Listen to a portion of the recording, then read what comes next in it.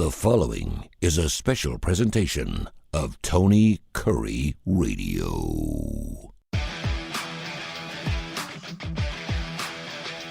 Welcome back to another Keefer and Kurre show. Left side, Kip Keefer. I'm Tony Kurre. Of course, if you're from the Birmingham area, anywhere in the Southeast, you probably know who we are already. Over 500 years of experience when it comes to radio and television. Of course, speaking of TV, ABC 3340. We have our show called The Starting Lineup coming up here. We got college football kicking off in just a couple weeks. It's going to be a huge monster show. We're going to have all kinds of plays, free plays. We're going to have a brand new podcast that we're going to be picking some games. Everyone's doing betting podcasts. We were 26-7 in our first year on the television screen. So a lot of people are like, dude, you need to do another show. And I was like, okay, so we'll do another show. Against the spread, too. We're not just one of those. No, I hope I don't have to say ATS because, I mean, if we're picking just who's going to win the game, I mean, that's ridiculous. I mean, anyone can do that. But if you watch, though, like game day, and they go across the table and they have their guest picker, they're just picking who's going to win or lose. Big deal. Yeah. And I'm not saying, I'm not saying that sometimes, I like a Kirk Herbstreit, who I like. Reese Davis, I like a lot of those guys. And when you don't see Kirk Herbstreit but about 3 or 4 months a year, okay, on ESPN. He gets paid millions and millions of dollars because he is the college football analyst, okay? And I get that, and that's how they work. You see Paul Feinbaum every single day because he does a radio show, but then you see him a lot more during college football. And then during baseball season, you have your baseball analyst on ESPN that you only see during baseball season. You don't see them in February, March, because there's no reason to have them on February, March. And they'll say, who do you like? And now more than ever, I guess they're picking against the spread. If you watch SVP and these guys study, watch film, and it's all they do is college football 24 hours a day. All right. And you would think that someone that is so well steeped in their sport would have a little bit more knowledge about picking and handicapping ball games, but there's so much more to it than just, the matchup. The idea of a matchup is people just don't get it because on paper, you look on paper and a Jenny Joe Schmo and go, well, listen, on paper, this team looks a lot better than this team. They should win by 20. And I mean, that'll be the schmo that walks into Vegas and drops $500 on this team should beat the hell out of them, so they're going to win by 40 and they end up doing it. And of course, that's all you hear about is they're right on their bet. I'm like, well, how'd you do in the last 100 bets? Okay. So we are very, very honest. We are very free with our picks. We do have a reason why we do that. There are some times where, you get the blind squirrel finds the nut. Okay. There are some times where if one team played another team 10 times, they would beat them 8 out of 10 times and go 8-2 against ATS. You may be that one time where you got one of those 2 plays and you nailed it right. Good for you. That's a win's a win. I don't care how you find it. I don't know how you get it. You could be like picking corns off your toes and going, okay, that's a W. That's an over. That's an under. You could be picking petals off a rose. I don't care how you do. Just give me winners. And that's what we do on our show. That's all I'm saying. That's right. That's right. That's all I'm saying. So we'll break down some film. We'll look at some things. Kai Gregory's also going to be joining us for the show. So we'll look forward to that. Olympics over. We're doing the show on a Monday. Ended last night. I actually watched the Peacock Network, so I was watching some of it live. They were a good 6-7 hours ahead of us. Your overall thoughts on the Olympics? Any surprises? U.S. men's basketball team looked pretty good. A nice scary game against Serbia, but end up Curry's unbelievable. LeBron James is unbelievable. I mean, he's LeBron James at 39 years of age. And I will say this right now. I still think he's the best basketball player that we've ever seen. I realized that I was 15, 16, 17 years old when Jordan was playing, when he was really hot in the mid to late 80s. For what he does and the way he acknowledges game, I mean, he went, 14, 10, and 6 in the gold medal game against France. And it was the best 10, 14, 6 ever seen, or 14, 10, 6 I've ever seen. I mean, the guy is such a huge part of the game. He doesn't have to score 20 points a ball game, and he realizes that. He's just a great interpreter of the game. He's a great leader on the game. And because of that, you had, Steph Curry making 4 3-pointers in 2 minutes and 11 seconds, which is almost impossible too. But yeah, just an amazing game and good stuff. But your overall view on the Olympics, did you like it? Did you enjoy it? Well, on the basketball thread, it amazes me that LeBron has always been such a polarizing character and has so many detractors. I never have really understood that. Don't get it. I know that a lot of that is fueled by people that are absolutely adamant that Michael Jordan is the greatest of all time, and how dare anybody put LeBron in that same category. But for longevity, Tony, at 39, what he's still able to do is unbelievable. And let's go ahead and give credit where credit's due. This Olympic team was pretty much the product of LeBron James getting out early in the season, in the NBA season, and talking up everybody getting involved in this Olympic effort. We got to go over there and win the gold medal, because LeBron recognizes, as so many of the other guys do, and anybody who watches the game does, that the world has pretty much caught up. You look at just 10 or 12 years ago, the percentage of foreign players in the NBA was something like, it was like less than 10%. It was 7 or 8%. Now it's almost 40%. Yep. I mean, the world has gotten basketball insane. Like our partner on TV says, not sports insane, basketball insane. All corners of the globe have competitive teams. Look at that French team yesterday. Those guys were huge, Tony. I mean, this kid Winanama or whatever that played for the Spurs. This kid is 7'6" and can do everything. Yep. I mean, LeBron recognized this is going to be probably his last dance at the Olympics. He said, I'm not going out a loser, but we're going to have to put together a hell of a team to win this thing.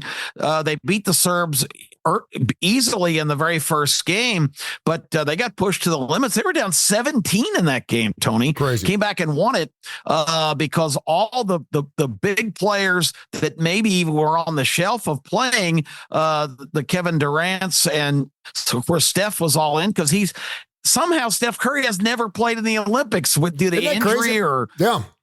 I mean, that's amazing. So, I mean, for him to be, and if there's ever any doubt, this is the greatest clutch player.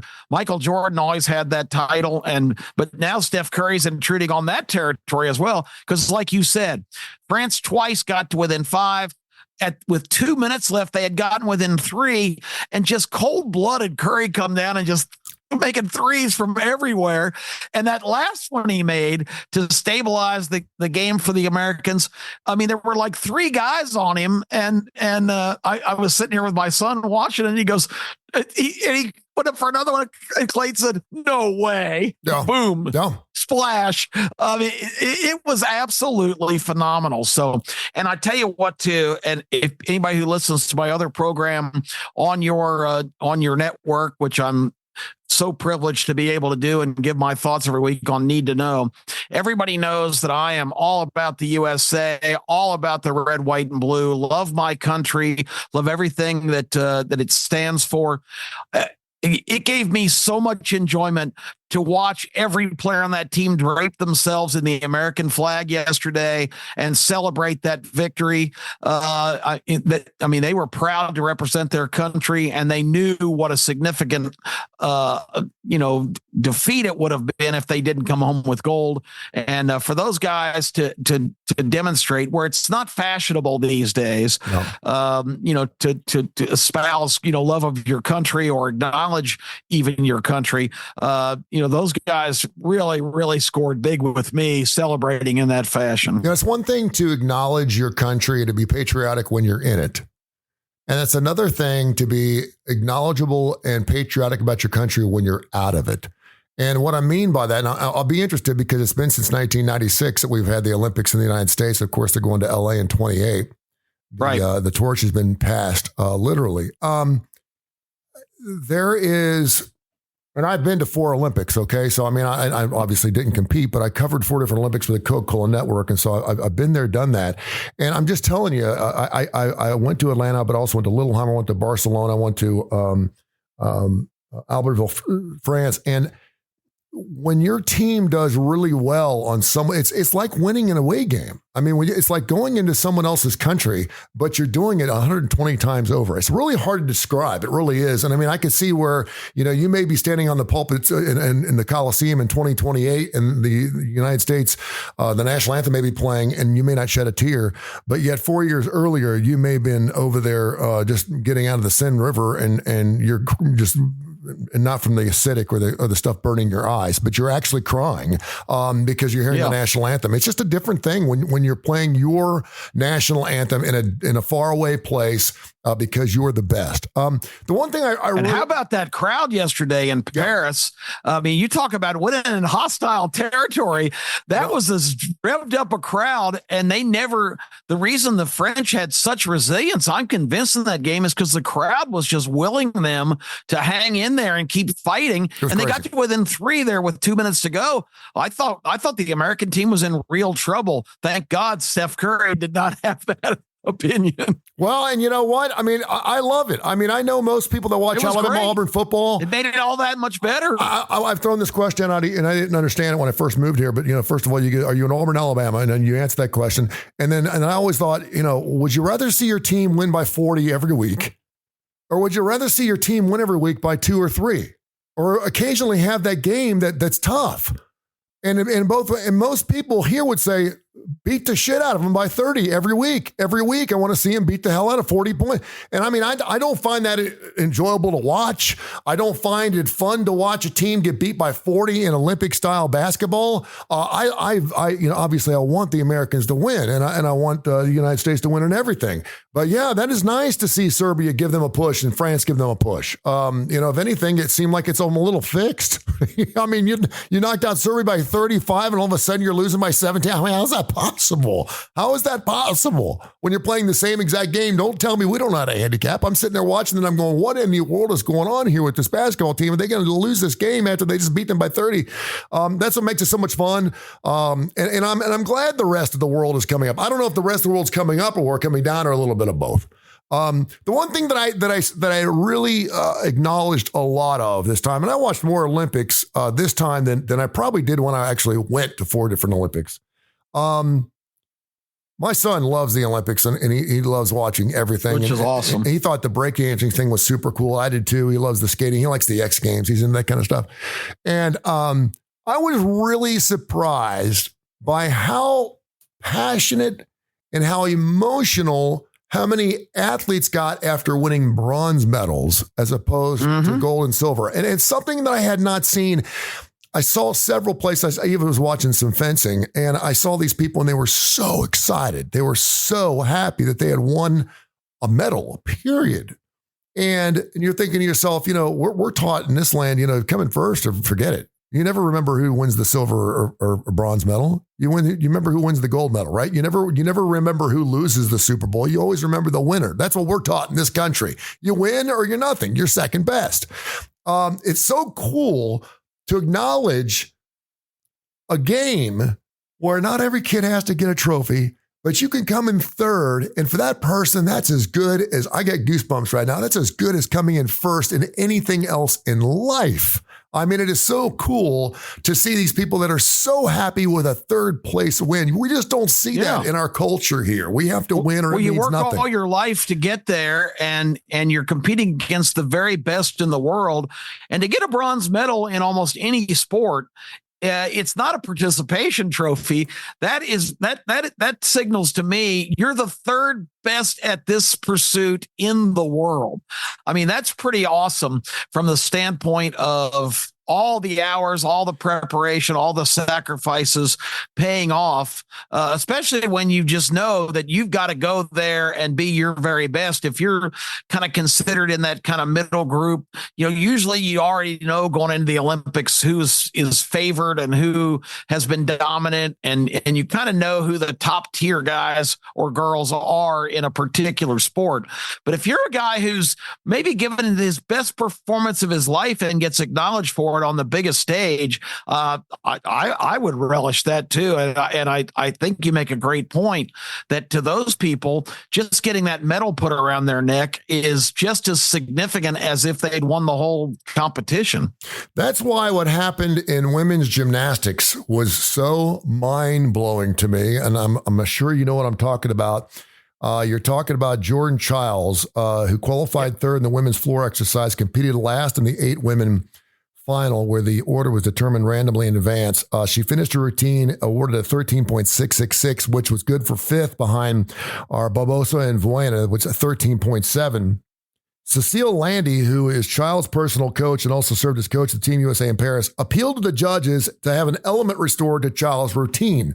It happened right after she was awarded the 5th place. And of course, the other girl who was so excited, crying, she was so happy that she got a bronze medal. Yeah. It made me, I was like, well, you know, Charles didn't win the bronze, but at least this one, she was so happy. She was in tears. She was hugging her coach, hugging her boyfriend, who was her husband. I don't know who it was. She was so excited. Then 2 minutes later, judges come out and approve the appeal, boosting Child's score by 0.1, good enough for Childs to earn the 3rd place. To go along with the team silver she won in Tokyo in 2021 and the team gold she helped the U.S. capture in Paris. And all of a sudden, you see Childs, who thought she came in 5th, winning that bronze medal that we alluded to. That so many people seem to be so happy winning the bronze medal. She is going crazy. She's, of course, with Simone and her whole group, and they're like, yes, and they're high-fiving.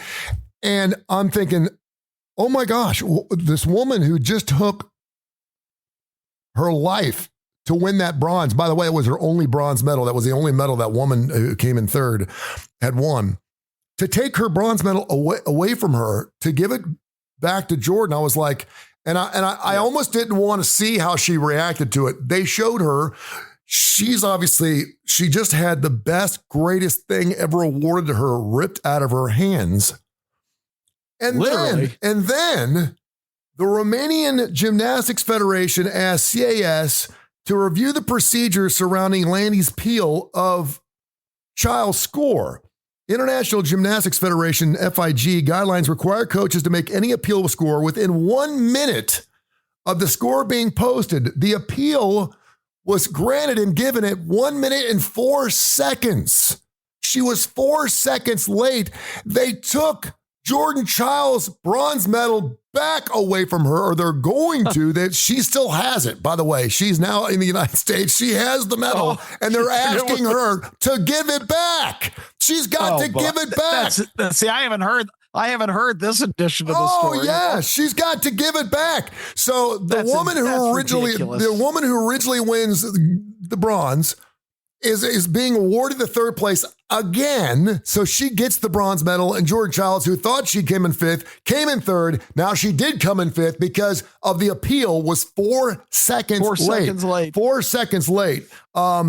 It's just unbelievable. And of course, a lot of people saying now, what's going to happen next? Can the U.S. appeal? The U.S. Olympic and Paralympic Committee says it's planned to try, but it's unclear what the exact process would be. 2 potential places the U.S. OPC could take the appeal would be to Switzerland's highest court, the Swiss Tribunal, or the European Court of Human Rights. Do you want to appeal to that? Good grief. The initial error occurred in the scoring of FIG, and the second error was during the CAS appeal process, where the U.S. OPC was not given adequate time or notice to effectively challenge the decision. So because she was 4 seconds late in the appeal, so not only did she win the bronze, she had the bronze ripped away from her, and now she's getting bronze back. So not only did you piss off and change the dreams of one woman, now you've done it to 2 women. Now you've done it to 2 different individuals. I see that, and I'm like, wait a minute, this is supposed to be world sports. Can you imagine? Can you imagine? I mean, what would be the most important thing that Kip Keefer could win in his life? To work all your life. Could you be the Hall of Fame of the Hall of Fame of broadcasters? I mean, the Hall of Fame broadcasters. Yeah, I guess. What's the other thing? You mentioned this on the show that there was something that you had won with the parimutuel. Yeah, I mean, I'm probably considered a candidate for for a sport that's basically obsolete now, but they're continuing to try to soldier on.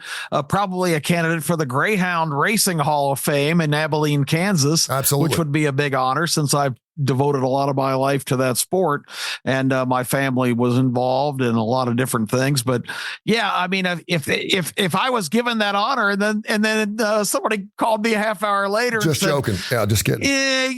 We've been looking at that, and you're out on a technicality or something. But this is just typical. The International Olympic Committee and all of these different sanctioning bodies of all these sports have been guilty of everything from blatant indifference and not adhering to the rules to outright corruption. There's been a lot of scandal over the years. I mean, it's become a societal thing when you say, well, the Russian judge only gave me a 7.3. I mean, that comes from Olympic bull crap. That's real, man. That is real. When you watch and see how many U.S. judges there are and how many Russian judges there are and how they judge each other, don't tell me there isn't some type of corruption there. It's amazing. Oh, it's still prevalent. Yeah. And, the Olympic movement themselves, all of that came out in the World Cup too, for soccer. All of it's come out how much these officials get bribed and how they get flown all over the world and stay in 5-star hotels and all these cities and different people that want to sponsor it and become the venues. I mean, this is corrupt from the top down, but when it affects, a young athlete, when they tell her she's won the bronze medal and then they take it away from her, even giving it back now, it's like, I don't care anymore.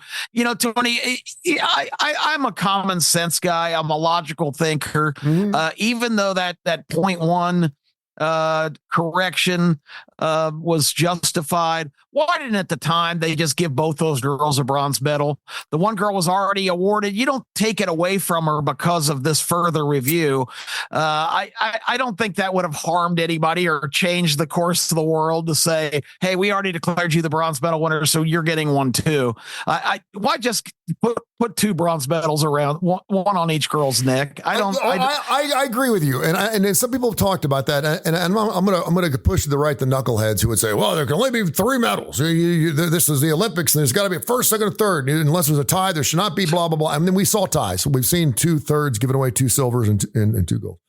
I agree with you. My element here is if you are one of those people that if you were the gal who won the medal originally and you knew that because of the appeal you actually didn't come in third, would you want to keep it? Yeah, that's a good question. I mean, I don't know what that answer is. I don't know her. I don't know her. I know that if I came in 4th in a race and my partner, my coach, whoever appeals, and I end up coming in 3rd because of some type of inadequate posing of score, whatever. And I know that I really didn't win. I actually came in 4th. But because of the appeal, this person in front of me, I don't know if I'd want the medal.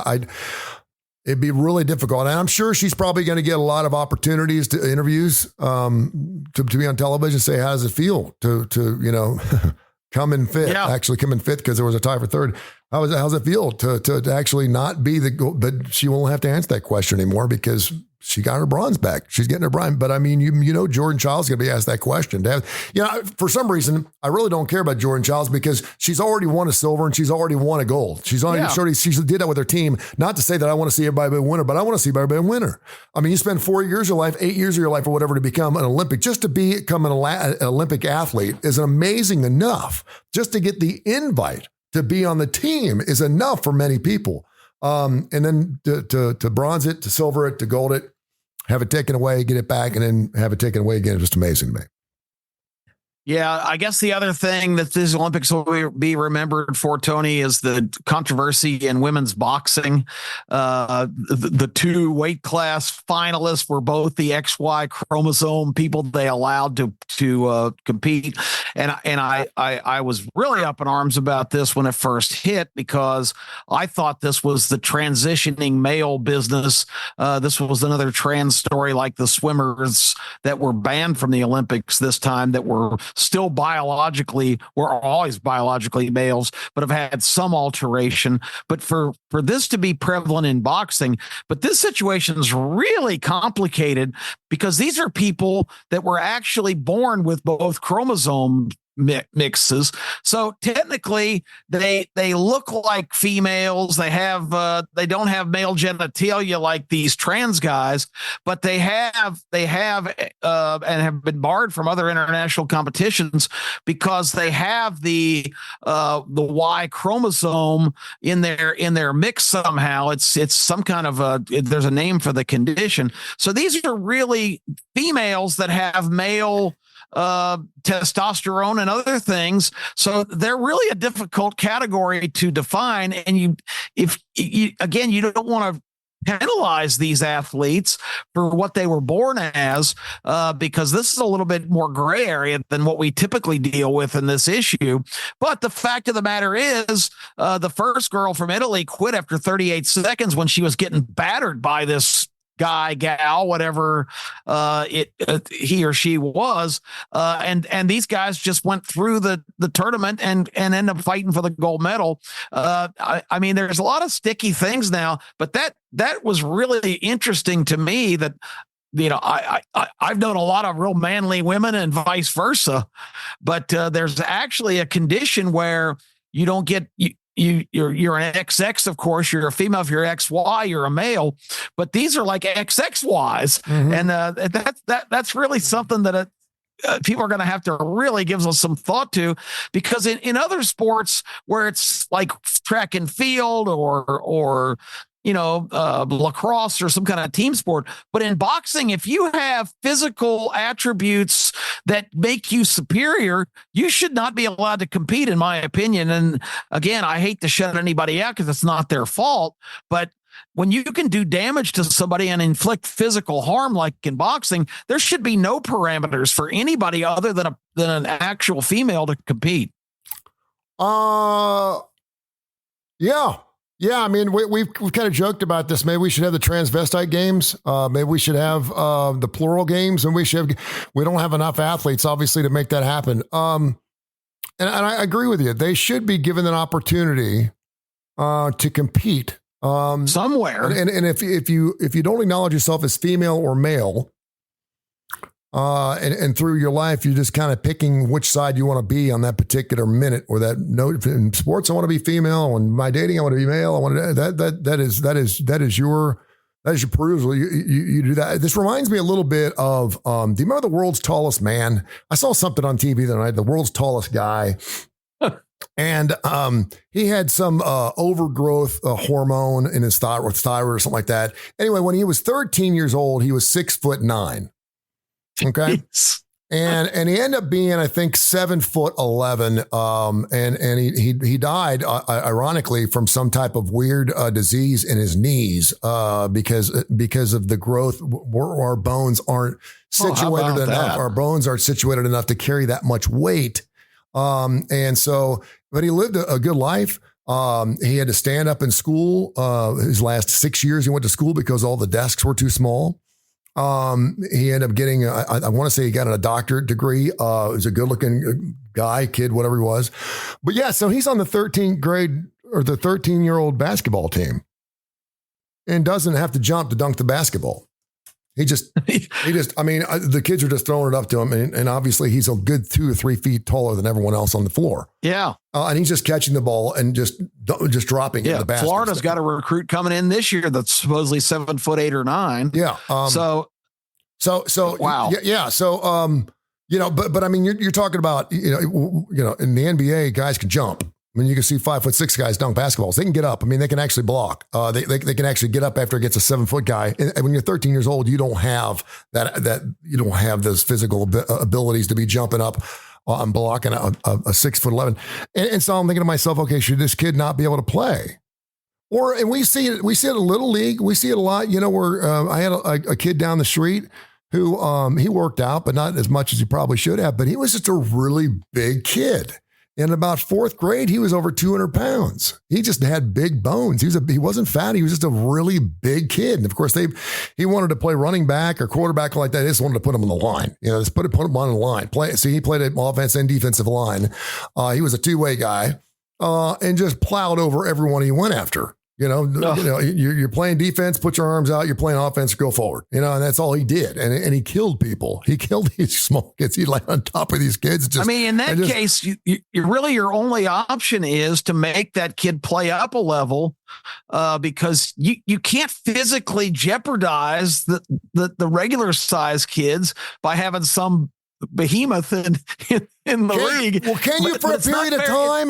Can you sometimes the world's a mysterious place. God's a mysterious person. There's mysteries in the world, and sometimes we want answers for everything, and sometimes we just can't come up with the right answer because both sides are going to lose, and you just can't do it. And so maybe I'm just throwing the question out. Maybe it just ain't your time. Maybe it's just not your. If you're a person that has fought your entire life, and we saw this in the Ivy League with this swimmer, right? Where these women were swimming for 6, 7, 8, 9, 10 years of their life and winning every race they ever did until they meet this woman who used to be a man. And next thing they're getting smoked by 3 seconds. And they're like, what have I been training for? I have feelings for both those. Should we have a special race for these individuals? I don't know. There's not enough of them to have a special race. This guy still with his junk parade around in the women's locker room.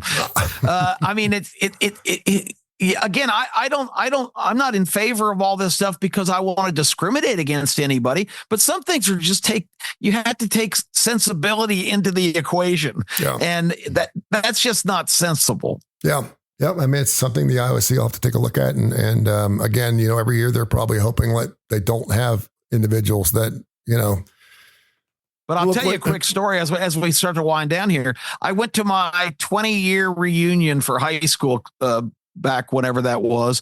And a lot of people were milling around that I hadn't seen, of course, forever. Everybody's wearing their name tag. This guy walks up to me, kind of an average size guy. And, actually was a little bit taller and huskier, but he shook my hand and I had a confused look on my face. I happened to glance down and see his name tag. This was a guy, Tony, when in 4th or 5th grade, when we were going to elementary school, he was already like fully grown. It's like he had a wife and kids and was shaven. He was the dominant athlete in all through high school too, because he was always just so physically ahead of where everybody else was. And he got a scholarship and went to play at some university and tore up his knee. But this guy was the superstar athlete. And now he was kind of a lesser, I won't say shriveled up in his 40s, but he was not imposing at all. And when I saw his name tag, I had to do a double take and you're Ken. I can't. Great to see you. But I walked away with my jaw dropped.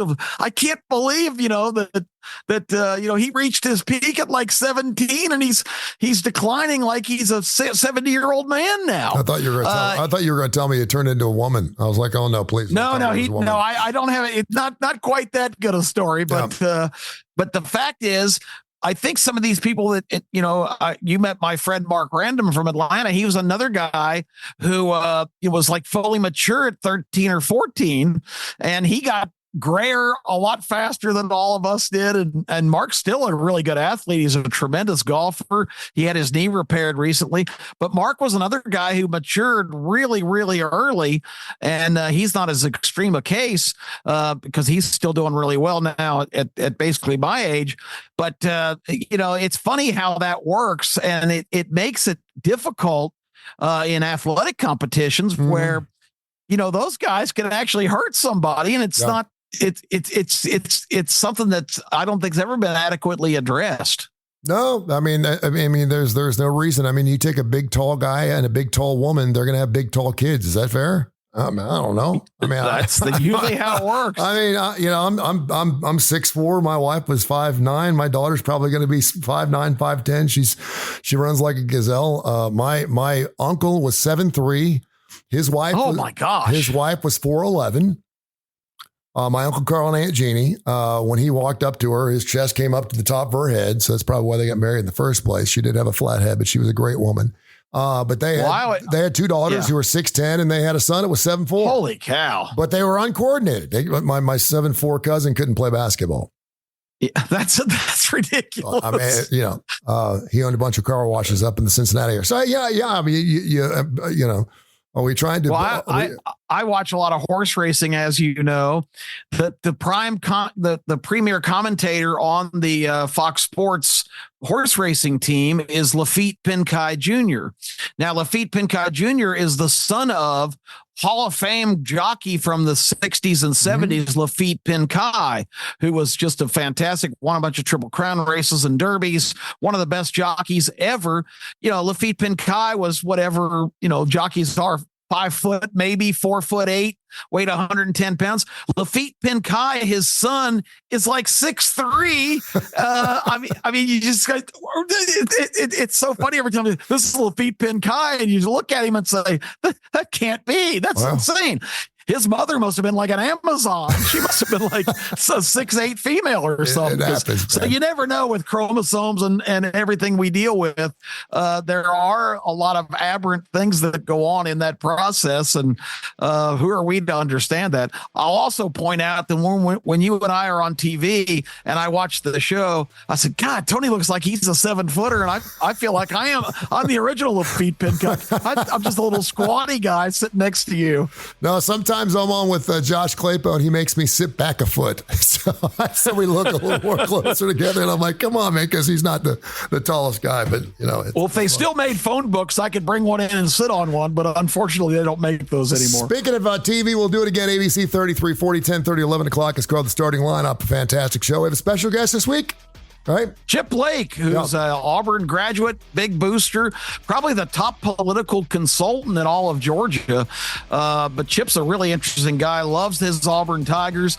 He can't wait to go one-on-one with the legend in the Legend Cave, which is going to be great. And Tony, for anybody locally here in Birmingham or wherever you're listening, if you're inclined to come, join us this Thursday, the 15th of August. We're going to be at the one of our new sponsors, the Glass Panda, which is a fabulous new restaurant with just an amazing, really innovative menu. It's a really cool place for special events. They're going to host a happy hour kickoff party for the starting lineup this Thursday. We want everybody to come and represent and just come have a great time. Come meet Tony and I. The legend will be there. We're going to have a great time on Thursday, 5 o'clock, the Glass Panda in the Brock's Gap Shopping Center. You can get all the information at GlassPandaEats.com. Fantastic. Thank you, my friend. Till next week. Yep, we'll be back again. Keefer and Kurre, right here on the TKR Network. This has been a special presentation of Tony Kurre Radio.